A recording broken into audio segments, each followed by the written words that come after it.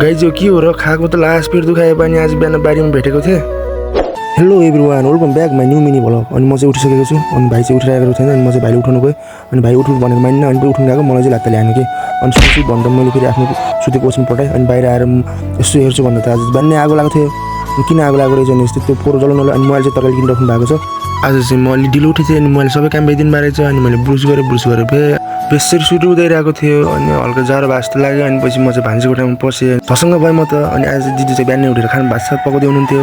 सूर्य आज पश्चिमबाट उठ्दा जस्तो लाग्यो अनि मैले चिया जोसी हतपट अनि सोचिरहेको थिएँ अब भाइरल कसरी बनाऊँ मैले भिडियो भनेर त्यो नभन्दै च्याउ मैले अनि आनन्दसँगले बाहिर आएर चिया खाइरहेको थिएँ। फेरि मेरो फेरि आराम बज्यो कि त्यो आराम बजेपछि मेरो फेरि ठ्याक्कै काम गर्ने बेला हुन्छ अनि म फेरि बारीमा लसुन खन्न गएँ अनि पछि मैले लसुन खनिरहेको थिएँ अनि खै के खन्दा यो भेटाएँ अनि पछि यो खाएको त मेरो आज लास्टै पेट दुख्यो। खाँदा त मेरो भाइ पछि पेट बेसरी बटायो कि मेरो अनि म भित्र आएर एकछिन रेस्ट गरेँ अनि फेरि मेरो पार्टी पनि सँगसँगै मसँग आएर रेस्ट गरौँ। गाइज हजुरहरूले कस्तो लाग्यो त मेरो मिनी ब्लग राम्रो लाग्यो भने मेरो च्यानललाई सब्सक्राइब गरिदिनु होला। बाई।